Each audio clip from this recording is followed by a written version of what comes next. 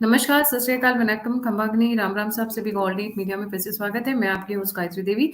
आज का मुद्दा बहुत अच्छा है, पॉजिटिव डेवलपमेंट्स आई हैं और आज क्योंकि स्वतंत्रता दिवस है तो फिर से आप सभी को स्वतंत्रता दिवस की बहुत-बहुत शुभकामनाएँ। Ashwani Upadhyay ji, hats off to him. जिस तरीके से पिछले दशकों से, मैं बोलूँगी तकरीबन डेढ़ दशक से वो जिस तरीके से जुडिशरी में रिफॉर्म्स के लिए जूझ रहे हैं, शायद ही कोई योद्धा कानूनी बदलाव के लिए इस तरीके से जूझ रहा है। It is a lot of credit goes to him. It is because of him, I would say, to a great extent कि बहुत सारे ऐसे चेंजेस आ रहे हैं जिनके बारे में हमने सोचा नहीं था। जब पार्लियामेंट में उस दिन अमित शाह ने खड़े होकर सीआरपीसी, आईपीसी और इन चेंजेस की बात की, so it was a pleasant surprise. और इनफैक्ट उसी दिन मुझे उनको क्रेडिट देना बनता था और उनको थैंक यू कहना बनता था अपने छोटे से प्लेटफॉर्म से कि उन्होंने बहुत जुझारू रूप से काम किया। आज का मुद्दा और भी ज्यादा पॉजिटिव है, डोंट गो अवे, और भी ज्यादा पॉजिटिव है, और भी ज्यादा स्वीट है, जिसको बोलते हैं शक्कर वाला है, मीठा मीठा है। क्योंकि आज हम जिन दो लोगों को समझते थे कि दुश्मनी चल रही है मोदी और सीजीआई में, कुछ उस तरीके की बातें बातें चलती रहती थी सोशल मीडिया पे, आज स्वतंत्रता दिवस पे वो दोनों बहुत ही करीबी तरीके से नजर आए और कुछ बड़े ऐलान हुए। आशीष जी उस पर टिप्पणियां करेंगे कि आज क्या डेवलपमेंट हुई है लॉ में। And it is very pleasant and I would say बदलाव की तरफ ये पहला कदम है। हम जुडिशरी को बहुत क्रिटिसाइज करते हैं because we expect more out of them. So Ashish ji, over to you ji. जी, गायत्री जी, आपको ऑल्टरनेट मीडिया के सभी प्यारे प्यारे दर्शकों को आज के इस स्वतंत्रता दिवस की बहुत बहुत शुभकामनाएं। और आज के इस पावन अवसर पे एक बार फिर मोदी मैजिक का जलवा देखा।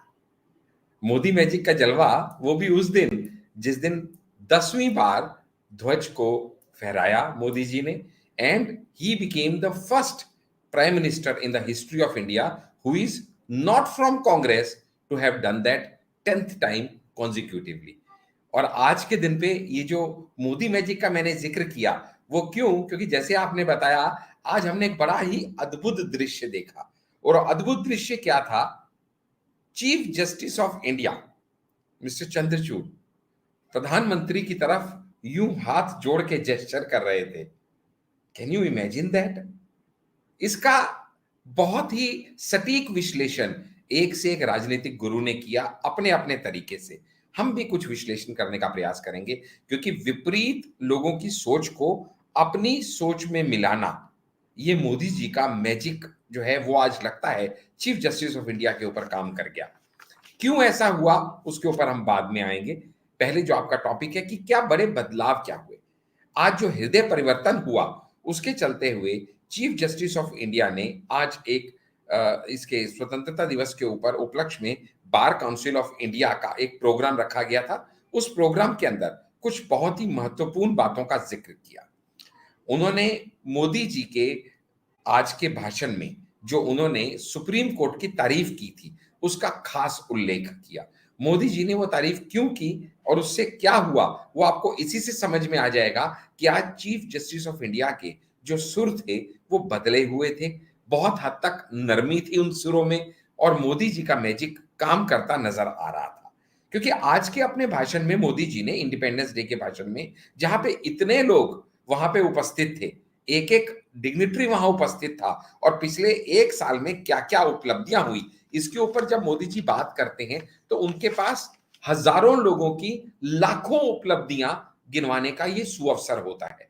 ऐसे में he has to be technically very precise and particular कि किसका नाम लेके मुझे तारीफ करनी है। हर डिपार्टमेंट ने कुछ अच्छे काम किए होते हैं, लेकिन ऐसे में उन दूरियों को जो दोनों के बीच में पनप रही थी, सुप्रीम कोर्ट ने बहुत अच्छा काम किया, ऐसा आज मंच से उन्होंने जब उद्घोष किया।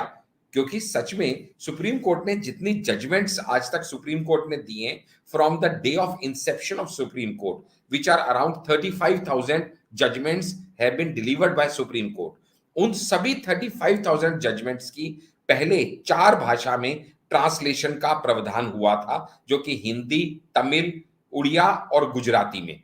और आज ये बात हो गई कि उनको जो था हर एक लैंग्वेज में, जितनी इस देश की रीजनल लैंग्वेजेस हैं, सभी के अंदर ट्रांसलेट किया जाना स्टार्ट हो चुका है। काफी स्पीड से ये काम हो रहा है। इस चीज की मोदी जी ने आज मंच पर से भरपूर तारीफ की सुप्रीम कोर्ट की, क्योंकि एक्चुअली सच में कहूं तो 9423 जजमेंट्स ऐसी हैं जो अब तक ट्रांसलेट हो चुकी हैं, और 9423 कुछ, क्योंकि आपके व्यूअर्स बोलते हैं हिंदी में आप डाटा देते हैं, हमें समझ नहीं आता, खासकर हमारे साउथ के व्यूअर्स, इसलिए बता रहा हूं। 9423 जजमेंट्स ऑलरेडी ट्रांसलेट हो चुकी हैं, दो it is a mammoth task, क्योंकि मैंने बताया 35,000 जजमेंट्स हैं जिनको ट्रांसलेट करना है, और वो भी ऑल रीजनल लैंग्वेजेस में करने का बीड़ा उठा लिया है सुप्रीम कोर्ट ने। जो और ऑलरेडी इस 9423 में से 8977 तो हिंदी में ही ट्रांसलेट हो चुकी है।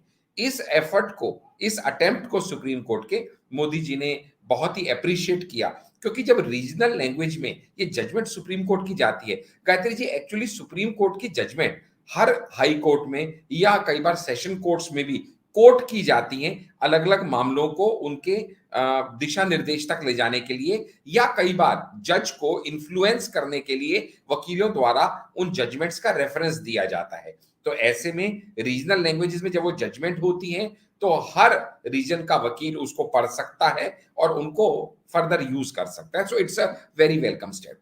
लेकिन जैसे मोदी जी ने इसको अनाउंस किया, वहीं पे चंद्रचूड़ जी का जो था एकदम जेस्चर मेल्ट होते हुए, उन्होंने भरी सभा में भरे हजारों लाखों लोगों के बीच में यूं हाथ जोड़ा, मोदी जी की तरफ नतमस्तक हुए, और ये इंसिडेंट्स और ये जेस्चर सारे मीडिया ने कैप्चर किया, हर मीडिया ने इसको कैप्चर किया गायत्री जी।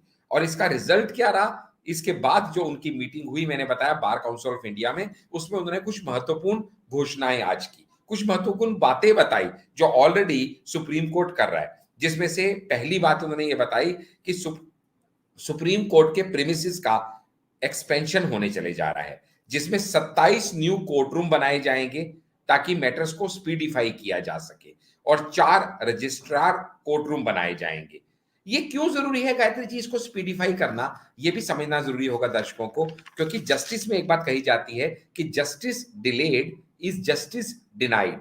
और जब यहां पे हम लेटेस्ट डाटा देखें by the national judicial data grid, NJDG का, तो ये डाटा क्या कहता है कि सुप्रीम कोर्ट में as on 1 April 2023 more than 69,000, precisely 69,511 cases अभी भी पेंडिंग हैं।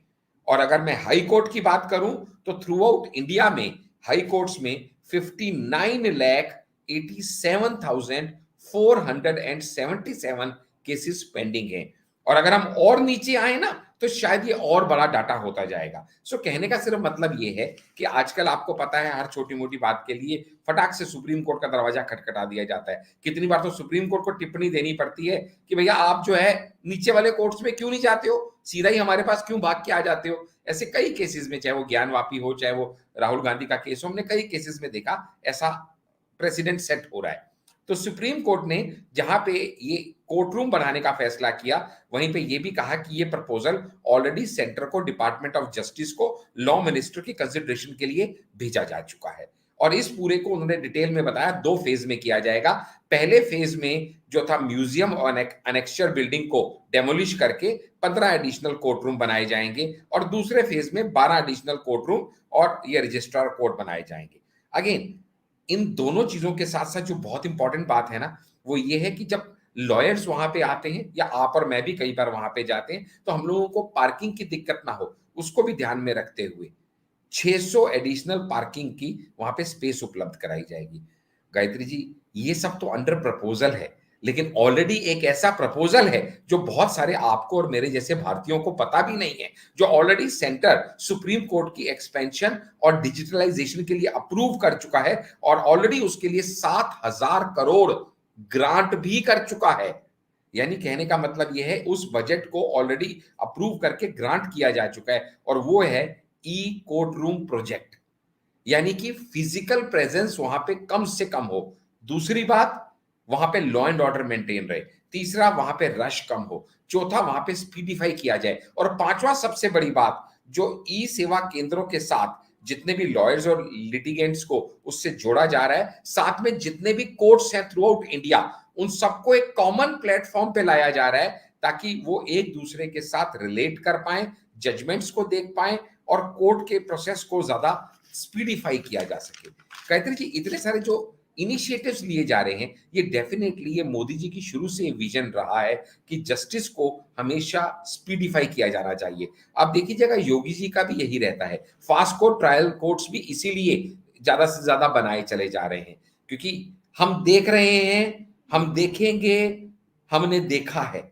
इस तरह की लैंग्वेज 70 साल तक भारतीयों ने झेली है, लेकिन अब उनको क्या चाहिए कि justice delayed is justice denied वाली चीज अब खत्म हो जाए। लटकाना, झटकाना, अटकाना की पॉलिटिक्स खत्म हो जाए। और आज इस स्पीच के अंदर मोदी जी ने शुचिता, पारदर्शिता और निष्पक्षता के ऊपर जब बात कही, तो ये क्लियर मैसेज उनका जुडिशरी के ऊपर ही था। शुचिता, पारदर्शिता और निष्पक्षता कम कहते हुए मोदी जी बहुत इशारे में बहुत सारी बातें कह जाते हैं। और इसका नतीजा सीधा सा ये हुआ कि आज जब चीफ जस्टिस ऑफ इंडिया अपना वक्तव्य दे रहे थे, तो उन्होंने इसके अंदर ये भी कहा कि हम सुस्वागतम इनिशिएटिव को भी स्टार्ट कर रहे हैं। अब ये सुस्वागतम इनिशिएटिव क्या है? कोर्ट रूम में एंटर करने से पहले लंबी लाइनें होती हैं और लोगों को बहुत लंबा इंतजार करना पड़ता है उस चीज के लिए। कोर्ट्स के अंदर मेडिकल इमरजेंसी हम कई बार देते हैं, शूट आउट हो गए तो उस बंदे को लेके जाया जाता है हॉस्पिटल फटाफट, या और कोई किस तरह से भगदड़ मच गई, तो मेडिकल इमरजेंसीज के लिए भी वहां पे सेटअप्स किए जा रहे हैं, ताकि in case of any discrepancies उस समय एकदम से भागना ना पड़े और लाइफ सेविंग वो हो सके। सबसे बढ़िया बात जो मुझे लगी, आज जो सीजीआई का हृदय परिवर्तन जैसा शब्द मैं आपको कहूंगा गायत्री जी, वो मैं क्यों कहूंगा कि आज सीजीआई ने लॉयर से अपील की कि भैया आपको कोई भी ग्रीवियंस होती है तो आप बाहर जाओ सोशल मीडिया में या ना जाओ, आनी तो घूम के मेरे पास ही है। और उसके बाद जो उन्होंने शब्दों का चयन किया कि जब आपका हेड ऑफ द फैमिली आपकी बात सुनने के लिए यहां बैठा है, तो आपको कोर्ट से बाहर जाने की जरूरत क्यों पड़नी चाहिए। ये एक उनका अच्छा मुझे जेस्चर लगा, इसलिए मैंने हृदय परिवर्तन कहा कि वो कम से कम जुडिशरी को कोई भी आपस में डिस्प्यूट होने के चक्कर में भाग के मीडिया के पास जाने को, जैसे हमने पीछे भी देखा था कि कुछ लर्नर जजेस मीडिया के सामने चले गए थे, because that puts a very bad name on the judiciary as such, it defames the country as such, क्योंकि इंडिया का जो रोबस्ट जुडिशरी सिस्टम है वो throughout the world renowned है। तो ऐसा कोई काम हम में से किसी को नहीं करना चाहिए जो मेरे भारत का नाम विश्व के पटल पे खराब करे। दूसरी मुझे बात बहुत अच्छी लगी कि आज उन्होंने खुद से, सीजीआई ने ये कहा कि legislative, executive and judiciary are in the nation building.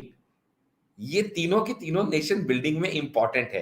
तो कई बार जो हमें लगता था ना कि जुडिशरी अपना ही अलग चल रही है, अपनी डफली, अपना राग है, तो आज कहीं ना कहीं उन्होंने भी दोस्ती के कदम जो बढ़ाए गए थे उनके प्रति, जो भरे मंच से करोड़ों लोग जिस स्पीच को सुन रहे थे, विश्लेषण कर रहे थे, वहां पे सुप्रीम कोर्ट की तारीफ करने का मतलब सीधा सीधा सीजीआई के पेट पे थपकी देना था।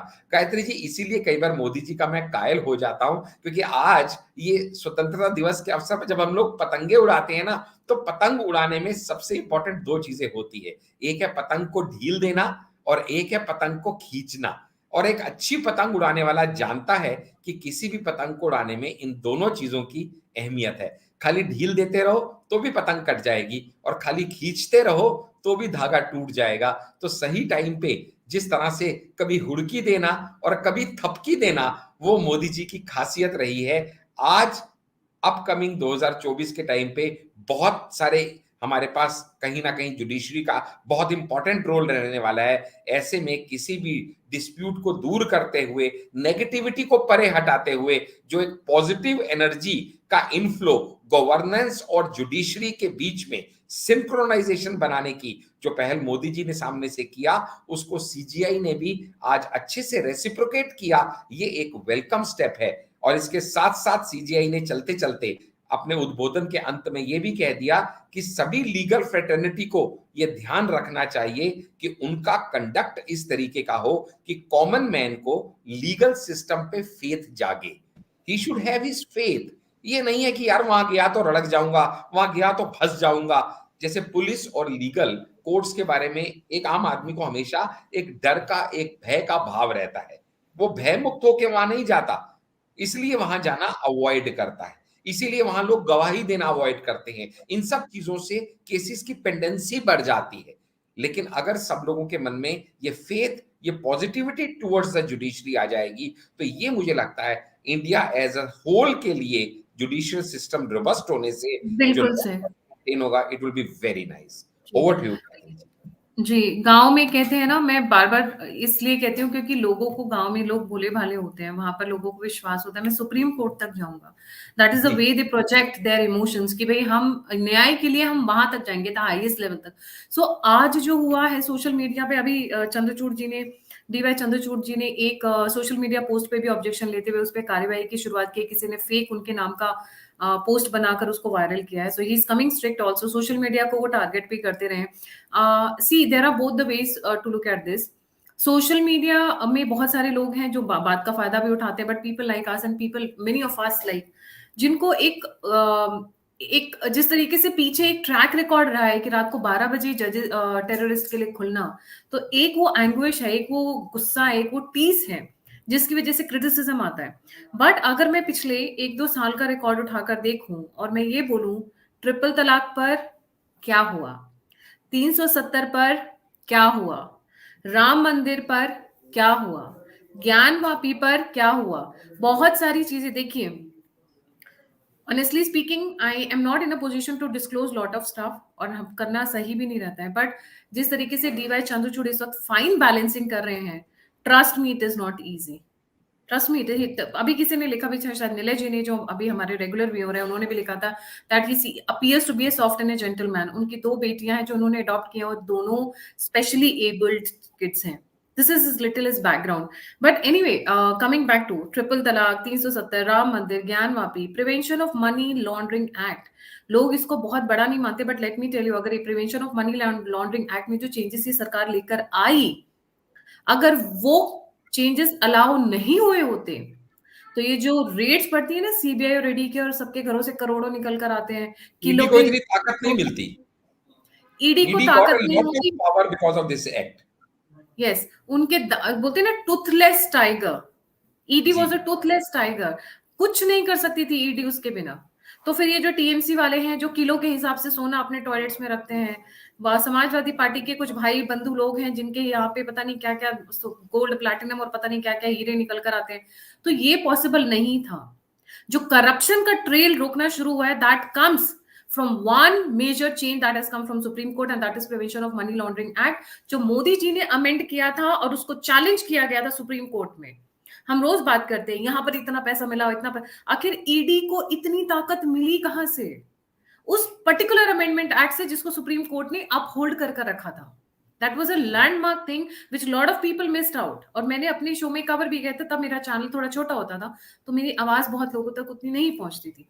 But if you look at the things, अगर राष्ट्रहित की बात करें तो राष्ट्रहित में पिछले कुछ महीनों से अगर हम देखेंगे, some very critical and very important judgments have been passed by the Supreme Court. But उसके अलावा there is always a scope for improvement. जो आज हुआ है, जैसे हम बोलते हैं ना, लाखों केस पेंडिंग थे, करोड़ों लोग परेशान होते हैं, उस तरीके की चीजों से निपटने के लिए भी आज एक पहल दिखाई है सुप्रीम कोर्ट ने, and that is through expansion. I would say it should not only be just in Delhi, but they should have regional quarters. क्योंकि आप सोचिए, सुप्रीम कोर्ट भारत में सिर्फ एक है।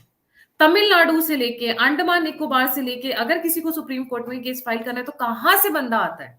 Can you imagine the pain कि एक एक हियरिंग पे उनको कितने पैसे खर्च करने पड़ते होंगे, और गरीब बंदा तो इतनी दूर तक आ भी नहीं सकता है।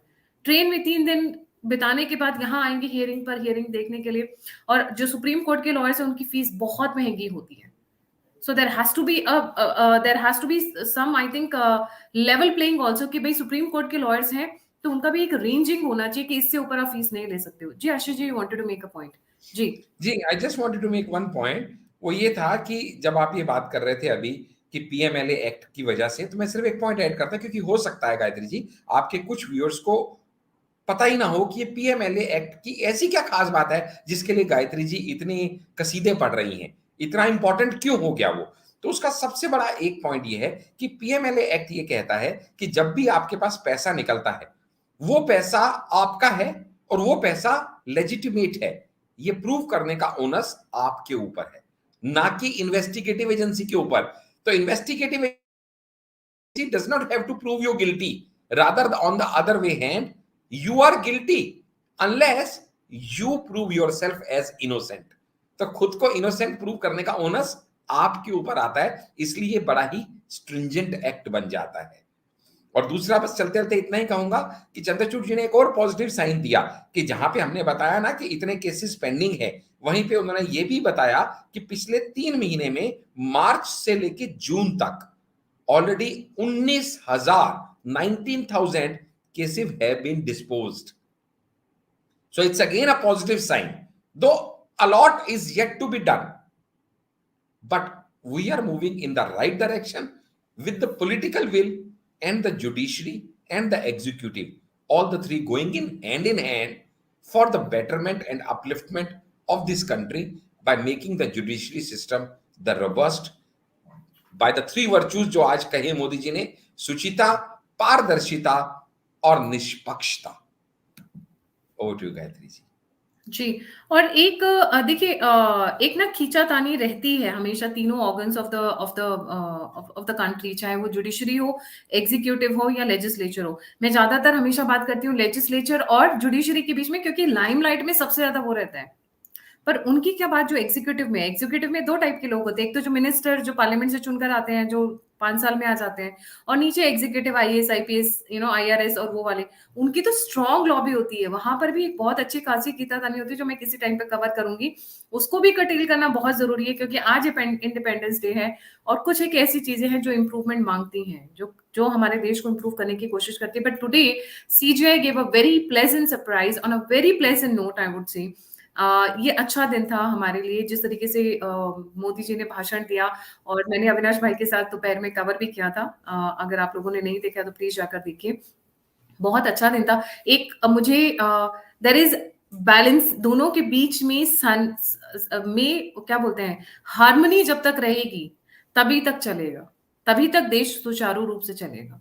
अगर बहुत ज्यादा डिस्ट्रप्शन होंगी तो पॉसिबल नहीं हो पाएगा। So it is very important that all the 3 organs of the government and 4th pillar of the democracy, जिसको हम बात करते हैं मीडिया, उसके बारे में, न्यूज लिंक के बारे में तो मैंने और आशीष जी ने पहले भी बात की थी। Thank you so much for joining. और जाने से पहले सभी व्यूअर्स से रिक्वेस्ट है, please don't forget to like, subscribe and share the. और मैं हमेशा ना भूल जाती हूँ, क्योंकि मुझे पहले कंटेंट कवर करना होता है। मुझे हर किसी की तरह स्टार्टिंग में बोलना चाहिए, स्टार्ट करने से पहले channel video please like, subscribe और शेयर करें। मुझे लास्ट में याद आता है कि मुझे लाइक, सब्सक्राइब और शेयर की भी रिक्वेस्ट करनी है। बट नॉनदलेस मेरा मोटिव हमेशा ये रहता है कि मैं आप लोगों से जुड़ूं और कंटेंट करूं, तो वो प्रायोरिटी बेसिस पे चीजें ये लास्ट में आ जाता है। But please don't forget to like, subscribe and share the Alt Neat Media. अगर आप मुझे कंट्रीब्यूट करना चाहते हैं, मुझसे जुड़ना चाहते हैं, आप एक्सपर्ट हैं किसी मैटर में, all the links are given in the description box. कहा जाता है ज्ञान बांटने से बढ़ता है। तो अगर आपको लगता है बहुत अच्छे एक्सपर्ट हैं and you really hold a command over a subject, please be my guest. Go ahead and write to me. All the links are given in the description box. इसी के साथ जय हिंद, जय श्री राम, हर हर महादेव। स्वतंत्रता दिवस की आप सभी को शुभकामनाएं। जय हिंद।